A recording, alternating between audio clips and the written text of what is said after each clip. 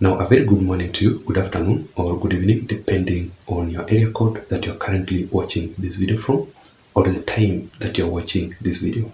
Thank you so much for watching, and please welcome to my another political episode for today. Welcome to my YouTube channel. But just in case you are new on this platform, or maybe you've been watching my videos all along, yet you haven't subscribed, I'm just requesting you both to please subscribe to my channel and give this video a like, because if you do so, YouTube will automatically recommend this video to reach out to others so that we can grow together on this platform.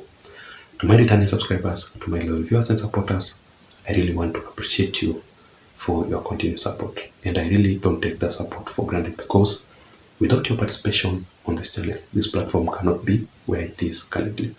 That is why I really appreciate you so much. You can also press the notification bell that you are seeing on this video down below this channel, so that every time I upload a video here, you may be able to automatically receive the notifications updates from YouTube. So having said that, let us go straight into the full details, or the deeper details of this video.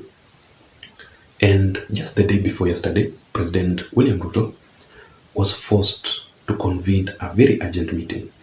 And in that meeting, William Ruto made very critical imminent changes, whereby he fired several leaders who were appointed by the former head of state, Uhuru Raila, and replaced them with immediate effect. This comes after the information that the former head of state, Uhuru Raila, was receiving and being briefed with very, very critical information about the government that was being leaked.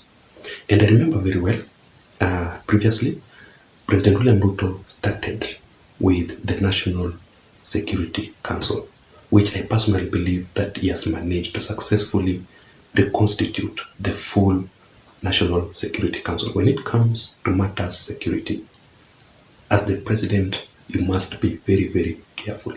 And that is why William Ruto began with that. And he started making the changes in the chief of the defense forces, whereby previously it was General Kibochi, but immediately William Ruto took over power.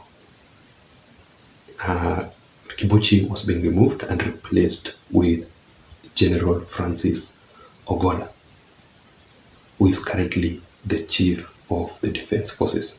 Also, on the sector of the National Intelligence Service, there's this guy called Philip Kimeru, who has been in the National Security or National Intelligence Service since 2014, since the year 2014. But William Ruto recently replaced him with none other than Nordin Haji, who was the former Director of Public Prosecution. So that sector of the DPP still remains vacant, and the applications have already been submitted, the nomination have been already taken over. So we are currently waiting for the full appointment of the Director of Public Prosecution. As we wait about that, also on the sector of the General Inspector of Police, previously we had this guy called IG Mutiambai, a very famous guy during the former head of state, Uhuru Kenyatta's government regime. But William Ruto replaced him recently with Japhet Koome, who is currently the Inspector General of Police. So just the day before yesterday, like I had said it earlier on, William Ruto now went for these imminent changes on the board of directors. So Uhuru Kenyatta, even though he is the former head of state, I want you to remember that when he was the president of Kenya, he was able to infiltrate the government during his regime. So there are some people who are still in William Ruto's government who are still supporting Uhuru Kenyatta, and those are the kind of people who are leaking this information to Uhuru Kenyatta, very critical information about the government. And that is why William Ruto has been making all these changes all over. He has made several changes, including on the security of the former head of state, Uhuru Kenyatta, and Mama Ngina Kenyatta. In fact, he has reduced them to a certain number. Others were withdrawn due to all these issues that I'm talking about, the leaked information and about the government and the security issues. Let me give you 3 good reasons as to why William Ruto is making these changes, which are very, very important to him. First of all, William Ruto wants to work with trusted leaders in his government.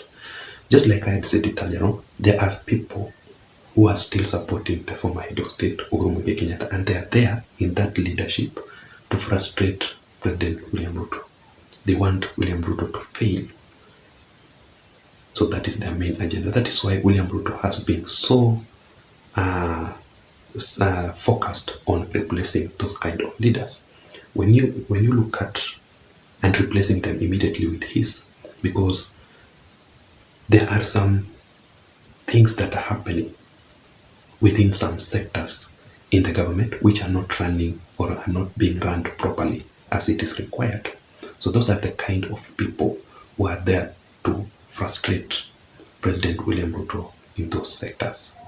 So William Ruto basically wants to work with very trusted leaders. Uhuru Kenyatta's appointed leaders cannot be trusted anymore.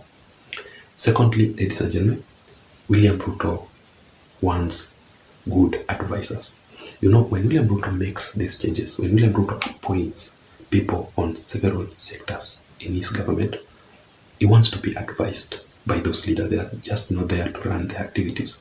Also, they must advise the president on critical decisions about the country. For example, on matters to do with the National Security Council. In that sector is very, very important because they make several decisions about the country. So basically, they must advise the president on the matters to do with the security. That is why William Ruto is making these changes.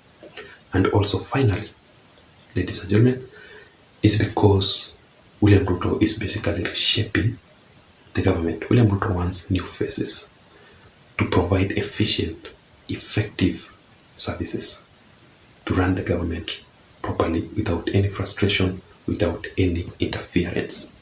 So basically, let us wait and see how things will come to turn. But basically what I can say is this, that at least the people who are informing Uhuru Kenyatta on the very, very critical issues, briefing Uhuru Kenyatta on very important government information, they are being removed. Let us wait and see if William Ruto will successfully manage to block that area, because William Ruto understands very well when he was the deputy president of the Republic of Kenya, he managed to receive various information. Even when Uhuru Kenyatta was chairing several meetings, William Ruto was able to get the details of that meeting, and that is why it was being leaked by William Ruto's media strategist, Dennis Itumbi, on his social media pages. So whenever Uhuru Kenyatta conducted any meeting, William Ruto as the deputy was able to capture the full information of that meeting. So William Ruto does not want the same thing to happen in his government, because he understands very well how things are being done. Thank you so much for watching. Thank you so much for listening. Please don't forget to subscribe to my channel. I don't have much to say. Let me hear your opinion. Let me hear your thoughts on the comment section below. Until next time, my name is Jason. Bye bye.